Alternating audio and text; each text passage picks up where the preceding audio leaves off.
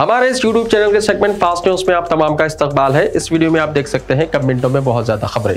तो आइए शुरू करते हैं वीडियो को और देखते हैं आज की ताजा तरीन खबरें। तेलंगाना के नलगुंडा से ताल्लुक रखने वाली मां और 2 कमसिन बच्चे ट्रेन की टक्कर लगने से हलाक। तेलंगाना के नलगुंडा शहर से ताल्लुक रखने वाली खातून और उसके 2 कमसिन बच्चे ट्रेन की टक्कर लगने से हलाक हो गए। ये अफसोसनाक वाकया आंध्र प्रदेश के गुंटूर जिले के नडीकोड़ा रेलवे स्टेशन के करीब पटरियों को उबूर करने के दौरान पेश आया। बताया जाता है कि फलकनुमा एक्सप्रेस ने इन तीनों को टक्कर दे दी। नाशों को सीतापल्ली हॉस्पिटल मुंतकिल कर दिया गया और नडीकोड़ा पुलिस ने नलगुंडे में मुक़ीम खातून के शोहर को इस हादसे की इत्तला दी। उनकी शनाख्त 28 साल रम्या, 8 साल ऋषिक रेड्डी और 6 साल हंसिका की हैसियत से हुई है। ये वाकया हादसे की वजह से पेश आया या फिर खुदकुशी का है, पुलिस इसकी तहकीकात कर रही है। हैदराबाद में कल रात मूसलाधार बारिश। पुराने शहर समेत हैदराबाद और सिकंदराबाद के कई इलाकों में पीर की रात मूसलाधार बारिश हुई। शेखपेट, गोलकुंडा, टोली चौकी, मेहदीपट्टनम, श्रीलिंगमपल्ली, चंदानगर, कोंडापुर, रायदुर्ग, खैरताबाद, बोनपल्ली, बेगमपेट, पैराडाइज, कोकटपल्ली, खुतबुल्लापुर, खैरताबाद और दीगर इलाकों में ये बारिश हुई। माधापुर, गच्चीबौली, एरागड्डा, सोमाजिगोड़ा, बोनपल्ली, अलवाल, मारटपल्ली, तिरुमुलगिरी, चारमीनार, चंद्रानगुट्टा, फलकनुमा, बारगास, याकुतपुरा, बहादुरपुरा के इलाके भी बारिश से मुतासिर हुए। नरडमेट में मूसलाधार बारिश की वजह से बारिश का पानी घरों में दाखिल हो गया। आधी रात के बाद अचानक शदीद बारिश के बाद पानी घरों में दाखिल होने से लोग परेशान हो गए। बारिश से सड़कों पर पानी जमा हो गया। मंगल की सुबह भी कई मुकामात पर बारिश हुई। कोकटपल्ली में 6 सेंटीमीटर, खैरताबाद में 4 सेंटीमीटर बारिश हुई। केबल टीवी चैनल्स और छोटे अखबारात के लिए aggradation cards. Telangana Urdu working journalist federation की नुमाइंदगी। Telangana Urdu working journalist federation के एक वफद ने सदर फेडरेशन एम ए माजिद की क़यादत में सदर nation media academy of Telangana state और Telangana media aggradation committee Allam Narayana से मुलाकात की और केबल टीवी चैनल्स और छोटे और मुतवस्सित दर्जे के अखबारात के एग्रेडेशन से मुताल्लिक़ मसाइल से वाकिफ करवाया। अल्लम नारायणा ने फेडरेशन की इस नुमाइंदगी पर गौर व खौस करके तयक़ुन दिया कि इन मसाइल की यकसुई की भरपूर कोशिश की जाएगी। अल्लम नारायणा ने कहा कि ज़िलाई सतह पर इलेक्ट्रॉनिक मीडिया नुमाइंदों और एग्रेडेशन कार्ड की मंजूरी के लिए ज़िले में दफ्तर या स्टूडियो की मौजूदगी जरूरी नहीं है। नाबालिग लड़की का अगवा, गैंग रेप। हैदराबाद के पुराने शहर में शर्मनाक वाकया। हैदराबाद के पुराने शहर में एक नाबालिग लड़की के साथ गैंग रेप का शर्मनाक वाकया पेश आने की इत्तला मिली है। इस वाकये का दाखिल से अमल हुआ। तफसीलात के मुताबिक चंद्रानगुट्टा पुलिस स्टेशन के हुदूद से गुज़िश्ता हफ्ते एक 14 साल लड़की अचानक लापता हो गई। बाद अज़ां लड़की का पता चल गया और पुलिस को तहकीकात के दौरान मालूम हुआ कि लड़की का 4 नौजवानों ने अगवा कर लिया और उसे ले जाकर उसके साथ जिनसी ज़्यादती की। मालूम हुआ है कि पुलिस ने चारों मुलजिमीन को हिरासत में ले लिया है, ताहम इस बात की तौसीक़ नहीं की गई है। मज़ीद तहकीकात जारी है। धोखेबाजों की नई चाल। इलेक्ट्रिसिटी बिल के नाम पर लगाया जा रहा है चूना। हैदराबाद में एक शख्स 8.5 लाख रुपए से हुआ महरूम। अगर कोई आपके फोन पर यह पैगाम रवाना करता है कि जल्द से जल्द बरक़ी बिल अदा कीजिए वरना आपका लाइट का कनेक्शन काट दिया जाएगा, तो जल्दबाजी में उस नंबर पर कॉल करके धोखेबाजों की जाल में ना आएं, क्योंकि इसी तरह हैदराबाद में एक शख्स को करीब 8.5 लाख रुपए का चूना लगाया गया। मेहदीपट्टनम से ताल्लुक रखने वाले एक शख्स को नामालूम फोन नंबर से एक टेक्स्ट मैसेज मिला जिसमें उसे बताया गया कि उसने अपने घर का बरक़ी का बिल क्लियर नहीं किया है और रात तक बरक़ी सरबराही मुनक़दा कर दी जाएगी। उस शख्स ने फोन नंबर पर कॉल किया तो अजनबी ने अपना तारुफ महकमा बरक़ी के ओहदेदार के तौर पर करवाया और कहा कि जल्द से जल्द बरक़ी बिल अदा किया जाए और उसने एक ऐप डाउनलोड करने की हिदायत दी। जैसे ही अजनबी की बातों पर यकीन करते हुए उसके बताए गए तरीके पर शिकायत कुनिंदे की जानिब से अमल किया गया। उसके बैंक खाते से 8.5 लाख रुपया गायब हो गए। बात धोखाधड़ी का इल्म होने पर वो शख्स साइबर क्राइम पुलिस से रुजू हुआ। पुलिस ने अवाम को इलेक्ट्रिसिटी बिल फ्रॉड का शिकार होने से महफूज रहने की ख्वाहिश की। पुलिस के मुताबिक अब ये ठग लेने के लिए एक नया तरीका इख्तियार किया जा रहा है। गोलकुंडा बोनाल का 30 जून से आगाज। वजीर अफजाइश मवेशियां तेलंगाना ने कहा। तेलंगाना के वजीर अफजाइश मवेशियां टीसी निवास यादव ने कहा कि 30 जून को गोलकुंडा बोनाल का आगाज होगा। उन्होंने बोनाल फेस्टिवल के सिलसिले में गोलकुंडा किले के करीब जायजा इजलास मुनक्किद किया। उन्होंने इस मौके पर कहा कि बोनाल फेस्टिवल तेलंगाना की तहजीब की अलामत है। योगा को रोजमर्रा की जिंदगी का हिस्सा बनाएं, वजीर फाइनेंस तेलंगाना हरीश राव ने कहा। तेलंगाना के वजीर फाइनेंस हरीश राव ने योगा को रोजमर्रा की जिंदगी का हिस्सा बनाने पर जोर दिया है। बैनुल अक़वामी योगा दिन के मौके पर महकमा आयुष ने सिद्दीपेट जिले के कोंडा भव्य देवी गार्डन में योगा प्रोग्राम का इनेकाद किया। इस मौके पर उन्होंने लोगों को आलमी यौम योगा की मुबारकबाद दी। पेरेंट्स पर तालीमी अखराजात पर सालाना 40% इजाफी बोझ।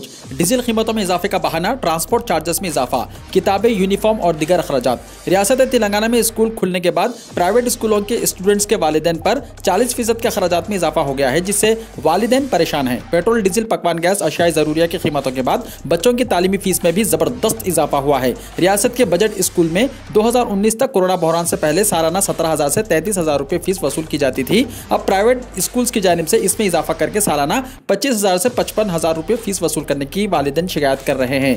LKG ता 6ठी जमात 25,000, इसके बाद 10th क्लास तक 55,000 रुपये वसूल किया जा रहा है। स्टूडेंट्स की फीस, किताबें, दूसरे अखराजात वगैरह में 40% तक का इजाफा हुआ है। कॉर्पोरेट स्कूलों में 4 लाख तक सालाना फीस वसूल की जा रही है।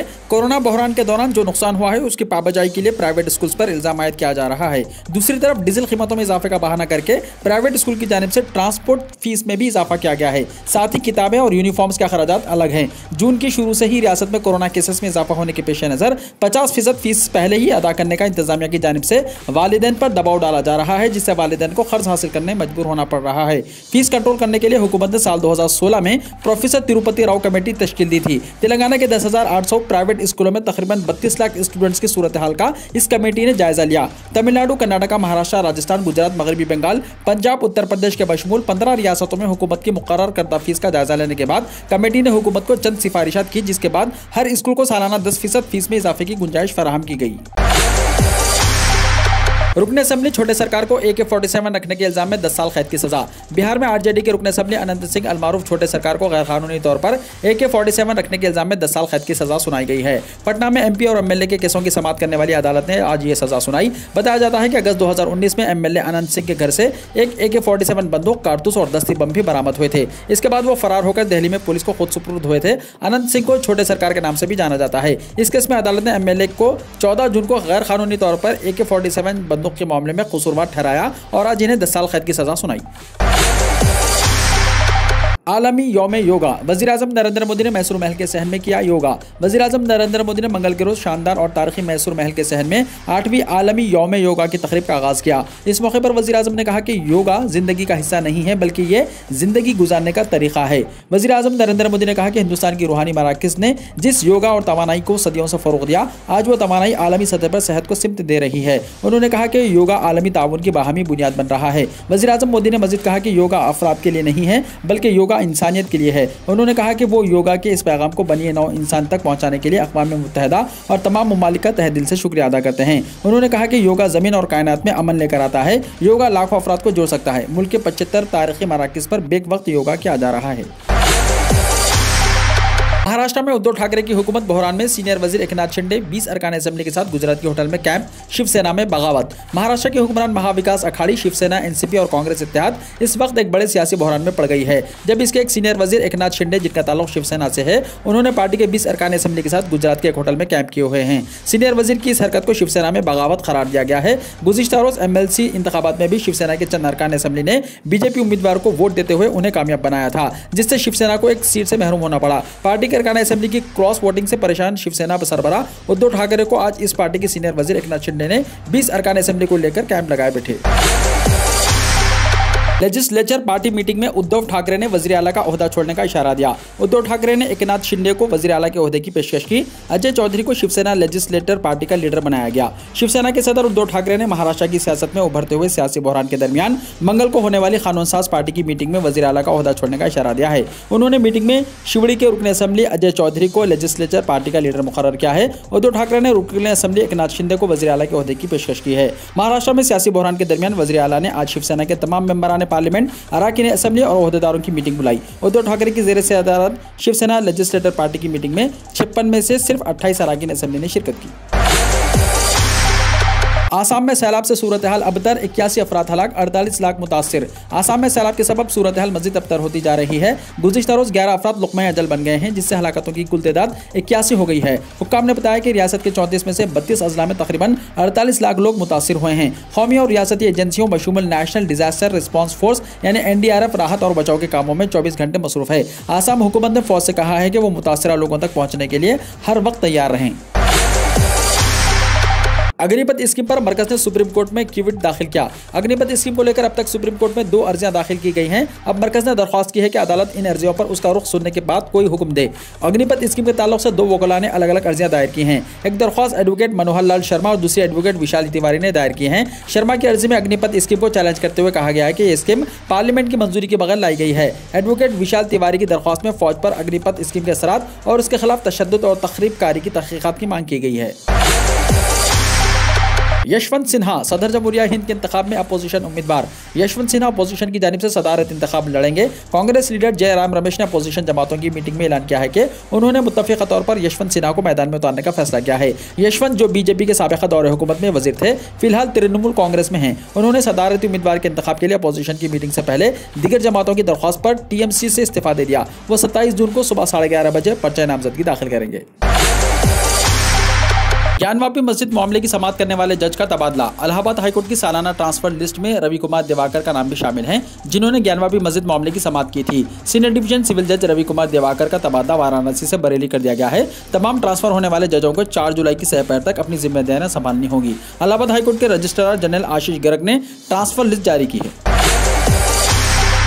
मुल्क में अब तक एंटी कोरोना वायरस वैक्सीन की 196 करोड़ 32 लाख खुराकें दी गई हैं। मुल्क की वैक्सीनेशन मुहिम के तहत मंगल की सुबह 8 बजे तक इंसदाद कोरोना वैक्सीन की 196 करोड़ 32 लाख से ज्यादा खुराकें दी जा चुकी हैं। गुज़िश्ता 24 घंटों में 13 लाख से ज्यादा वैक्सीन लगाई गई हैं। रूस चीन को खाम तेल फराहम करने वाला सबसे बड़ा जरिया बन गया। चीन ने गुज़िश्ता महीने 4.47 अरब डॉलर मालियत की रूसी तवानाई की मसनूआत खरीदी हैं। मगरिब की पाबंदियों का शिकार रूस अब सऊदी अरब को पीछे छोड़कर चीन को खाम तेल की फराहमी का सबसे बड़ा जरिया बन गया। खबर एजेंसी का कहना है कि चीनी कस्टम्स एदाद-ओ-शुमार के मुताबिक चीन ने मई में रूस से खाम तेल की दरामदात में इजाफा किया और रूस से तकरीबन 80 लाख टन से ज्यादा तेल दरामद किया, जबकि सऊदी अरब से 70 लाख टन से ज्यादा तेल दरामद किया। चीन ने गुज़िश्ता माह 7.47 अरब डॉलर मालियत की रूसी तवानाई की मसनूआत खरीदी हैं। इसराइल में निफ्ताली बेनेट इख्तिदार से महरूम 3.5 साल में 5वीं बार इंतखाबात होंगे। इसराइली वज़ीर आज़म निफ्ताली बेनेट की ज़ेर क़यादत मखलूत हुकूमत अक़लियत में रह जाने के बाद गिर गई। इससे मुल्क में बड़ा सियासी बहरान पैदा हो गया है। यह बहरान बेनेट और लिपेट की जमातों के दरमियान इत्तेहाद के टूटने से पैदा हुआ है। इसराइल अब 3.5 साल में 5वीं मरतबा आम इंतखाबात की तरफ बढ़ रहा है। इसराइल में अक्टूबर के आखिर में इंतखाबात हो सकते हैं। निफ्ताली बेनेट के साथ मुआहदे के तहत वज़ीर ख़ारजा याइर लिपेट आने वाले चंद दिनों के लिए मुल्क का इख्तिदार संभालेंगे। साबिक़ वज़ीर आज़म और मौजूदा अपोजिशन लीडर बेंजामिन नेतन्याहू ने इख्तिदार में वापसी का अज़म ज़ाहिर किया है। वीडियो को लाइक शेयर कीजिए और हमारे इस YouTube चैनल को सब्सक्राइब करते हुए इसके बेल आइकन को प्रेस कर लीजिए ताकि ऐसी ही ताज़ा तरीन खबरों का नोटिफिकेशन सबसे पहले आपको मिलता रहे।